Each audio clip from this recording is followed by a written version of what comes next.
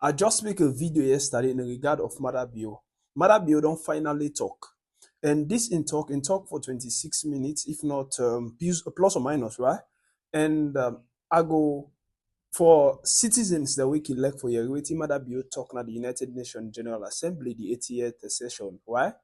And not talk about younger issue, but in talk about Africa, in talk about the Middle East, and in talk about ECOWAS and Africa as a whole.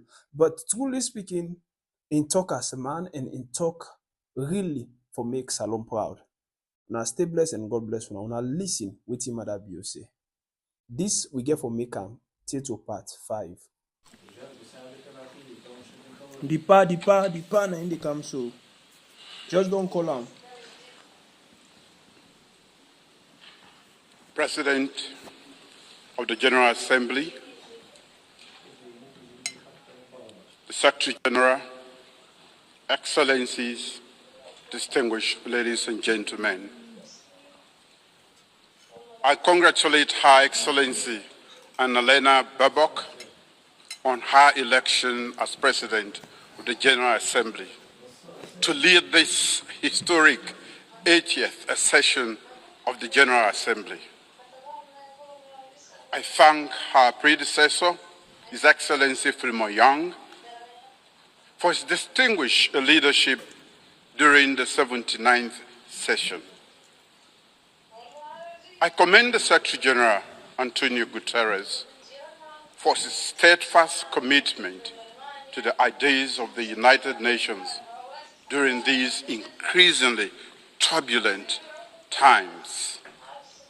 Madam President, it's both an honor and a solemn responsibility to address this Assembly on the 80th anniversary of the United Nations.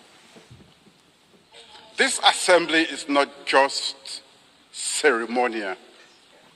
It is a call for the world's conscience to act with unity, determination, and vision.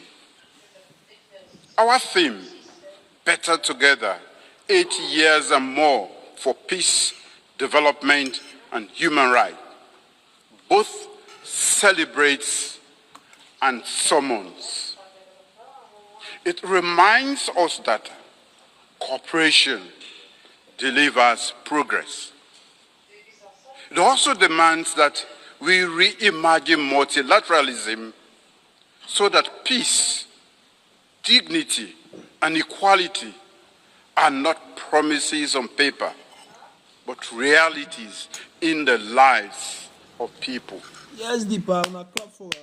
This anniversary is not a time for complacency, but for courageous renewal. Today, we face deepening inequalities, climate crises, geopolitical fragmentation, technological disruptions, and entrenched conflict. No nation can meet these challenges alone. We need bold multilateralism and a united nations that is not only reformed, but reinvigorated. The UN must be more than a meeting place. Tell them. It must be a working place. Tell for them. people, for peace, and for our planet.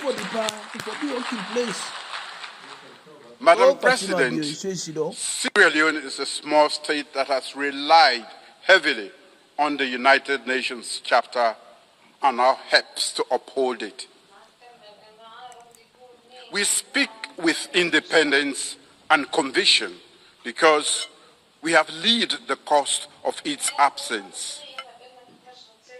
I also serve as chair of ECOWAS Authority of Heads of State and Government and coordinator of the African Union Committee of 10 Heads of State and Government on Security Council Reform, C10. For both myself and the people of Sierra Leone, these roles are not just titles, they are responsibilities.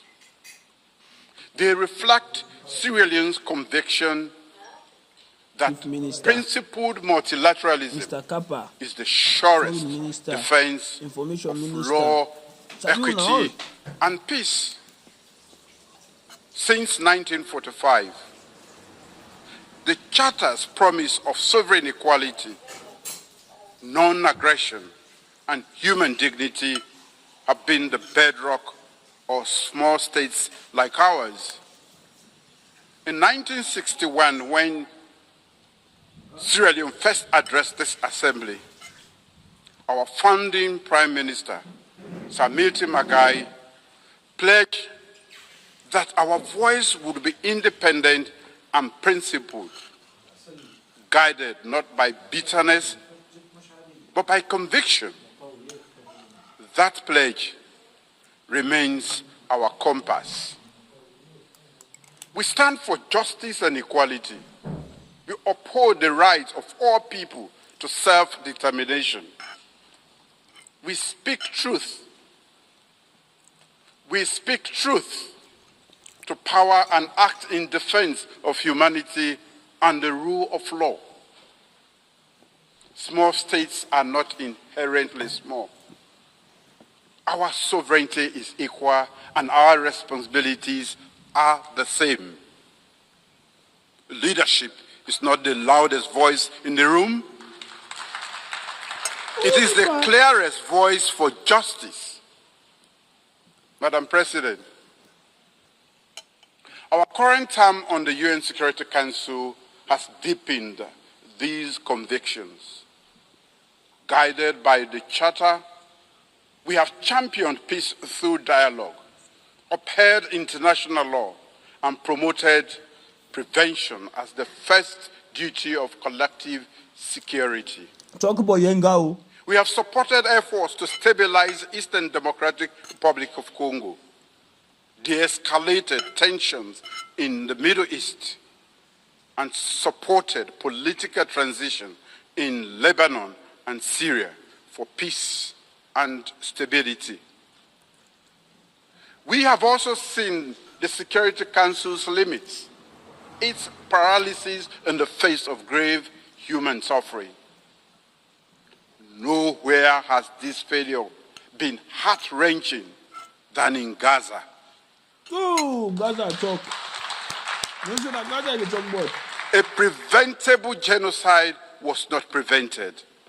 Mass starvation that could have been avoided was not avoided. Sierra Leone Christian, the broadly supported two-state solution has been obstructed by division and inaction. We therefore welcome all member states that have recently announced their long overdue recognition of the State of Palestine. Yet, much more remains to be done. We must bring an end to the war and ensure the release of all hostages and prisoners. Sierra Leone has not wavered. We have spoken with independence, voted with principle, and pressed for urgent action to end atrocities and revive hope. We say again, cease fire now in Gaza. Now command. Cease fire now in Sudan. Repeatedly the command. Cease fire now in Ukraine. Repeatedly. These are not just slogans. They are calls to conscience, calls to action. In fact, they are echoes of the UN's founding pledge to save succeeding generations from the scourge of war. Its veto should never be a verdict against humanity. Madam President, across the world, the UN's authority and legitimacy are being tested. Selective adherence to international law, disregard for Security Council and General Assembly resolutions, deprivation of funding, They don't clap for and pass all the president. attacks on peacekeepers and humanitarian workers, disinformation that corrodes trust, and over-reliance on unilateral action. For countries like Sierra Leone, this is not an abstract debate. We know what a working United Nations means. At our darkest hour, during one of the most brutal civil wars in modern history, the UN stood by our side. The United Nations missions in Sierra Leone, UNAMSI, one of the largest peacekeeping operations of its time, helped disarm over 75,000 combatants, restore civilian governance, support democratic elections. The Special Court for Sierra Leone and the Truth and Reconciliation Commission, both backed by the United Nations, ensured justice and reconciliation. When the United Nations Integrated Peacebuilding Office in Sierra Leone closed in 2014, it signaled something rare in our world: a successful transition from war to peace. We saw blue helmets on our streets. We saw ballot papers returned to citizens' hands. We saw our nation breathe again. When the UN works, lives are saved. When it fails, lives are lost. We must ensure the UN delivers for all, and to do so, we must respect and implement UN decisions, protect those who serve under the United Nations flag, invest in prevention and peace building, and reform the Security Council so its authority and legitimacy match today's world. The United Nations cannot protect vulnerable people if it cannot protect its own authority. As a nation, Sierra Leone does its part and contributes troops to peacekeeping missions. We serve as elected Security Council member and offer our experience in peace building to the world. Sierra Leone's story is proof that multilateral solidarity works when it is grounded in trust, mutual respect, and genuine investment in national ownership. Madam President, peace is inseparable from development. In Sierra Leone, our medium-term national development aligned with the SDGs and the African Union's Agenda 2063 prioritizes people-centered growth. We are transforming our agricultural sector to ensure food security. We are investing in a digital economy that fosters inclusion and innovation. We are deepening investment in human capital development through free quality education and in healthcare, particularly maternal and child health. We are expanding renewable energy to support industrialization and climate resilience. Climate change is an existential threat to Sierra Leone.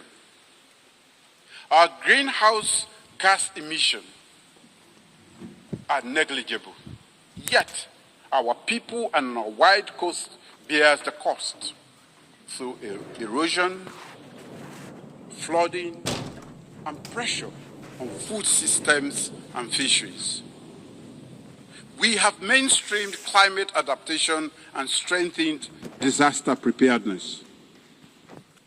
In fulfillment of the commitment made at the Third United Nations Oceans Conference, Sierra Leone has ratified the Biodiversity Beyond National Jurisdiction Treaty, BBNG. As the 60th state to deposit its instrument of ratification, Sierra Leone is proud of the collective endeavor to trigger the entry into force of the BBNG Treaty, a historic milestone for multilateralism and the collective stewardship of our ocean commons. We urge all countries to do the same, so the high seas and areas are governed by common good. Climate justice is not charity. It is a legal and moral responsibility. If the poorest are left to pay the highest climate price, there is no justice. Developed nations must honor their commitments. $100 billion per year in climate finance, technology transfer, and capacity building. We welcome the International Court of Justice advisory opinion on climate change, affirming states' obligation to prevent environmental harm and to protect future generations. In that spirit, Sierra Leone is proud to present the candidature of Professor Dr. Charles Cherno Jallow to the International Court of Justice, a distinguished jurist and tireless advocate for the rule of law. We respectfully solicit the support of all member states in the November 12 elections this year. Madam President, as chair of the ECOWAS Authority of Heads of State and Government, I proudly note our community's 50th anniversary. For 5 decades, ECOWAS has embodied regional integration and collective security, often acting decisively when others hesitated. ECOWAS moved early in Sierra Leone's peace process before and alongside the UN to end our civil war. It has done so in Liberia, the Gambia, and elsewhere to defend democracy and stabilize the region. These are African solutions to African challenges, open to global partnerships anchored in regional legitimacy and trust. Partnership with Africa must move from promise to practice. As chair of the ECOWAS Authority, I recently embarked on a regional tour, including a second visit to Burkina Faso in 2 years. This was to demonstrate solidarity and build trust between ECOWAS member states and the Alliance of Sahelian States. I commend the leadership of Burkina Faso for its willingness to engage and I look forward to continued dialogue with the leadership of both Mali and Niger. In my role as chair of the ECOWAS Authority, I have placed emphasis on advancing and safeguarding democratic governance with a strong commitment to upholding constitutional order and reflecting the people's will. Countering terrorism and strengthening our regional security architecture, including operationalizing the ECOWAS standby force and implementing counterterrorism strategies. Enhancing economic integration by promoting trade, liberalization, developing cross-border infrastructure, and advancing towards a common ECOWAS currency. Strengthening the credibility of institutions through reforms that promote transparency, efficiency, and service focused on citizens. We urge the United Nations to deepen its partnership with ECOWAS and other African regional mechanisms in the spirit of Chapter 8 of the United Nations Charter. Africa is not a problem to be solved. Africa is a partner to be empowered. Madam President, during Sierra Leone's tenure as elected member of the Security Council 2024-2025, we have highlighted the urgent security challenges in West Africa and the Sahel, where terrorism and violent extremism transcends borders and destabilize the entire region. However, Africa's lack of permanent representation continues to hinder the Council's ability to act decisively and contextually.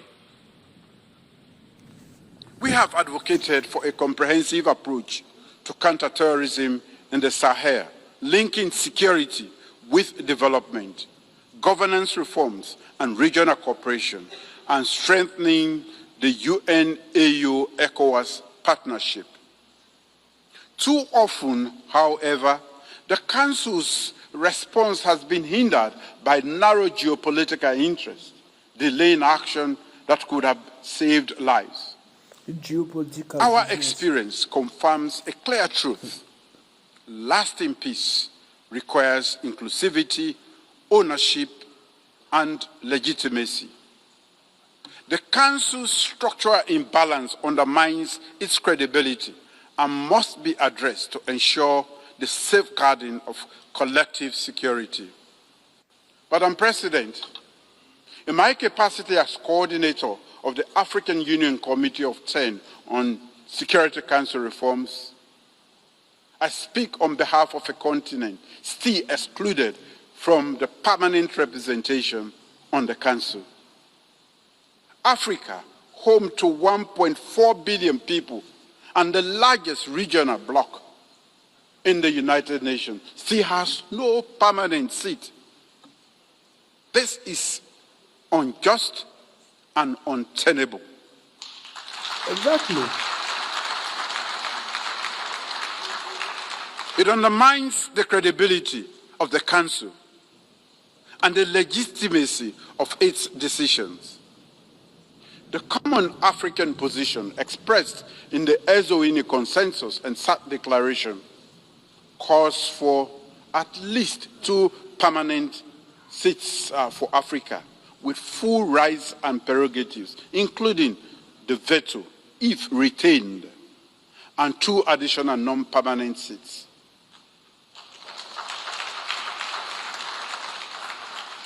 This is not a request. It is a demand for equity.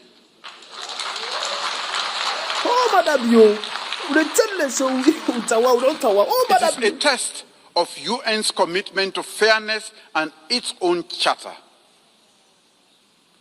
During our Security Council presidency in August last year, we gave this issue unprecedented prominence. As we mark the 80th anniversary of the United Nations and the 20th anniversary of the Eswatini Consensus and SAT Declaration, let this be the moment that the international community answers Africa's call. Let us not pass on to the next generation a Security Council reform that fails to reflect the world as it is today. Madam President, the United Nations at 80 must look forward. Sierra Leone stands ready, committed to principled multilateralism, to speaking with independence and conviction, and to working for justice, solidarity, and the dignity of all peoples. Let this anniversary be a turning point, measured not in the many speeches we make here, but service, not in declarations, but in delivery. Let us build a United Nations more representative, more responsive, and more resilient. The world does not need a louder United Nations. It requires a braver United Nations. Now is the time to make the United Nations work for all. Together, let us forge a future of peace, shared prosperity, and human dignity. For in unity, we are not only better, we are stronger. Thank you. President Bio, this is not the president of the Sierra Leone Republic, the Republic of Sierra Leone, and just then talk so. But don't talk. On behalf of the Assembly, I wish to thank the President of the Republic of Sierra Leone. We have heard the last speaker in the general debate for this meeting. The next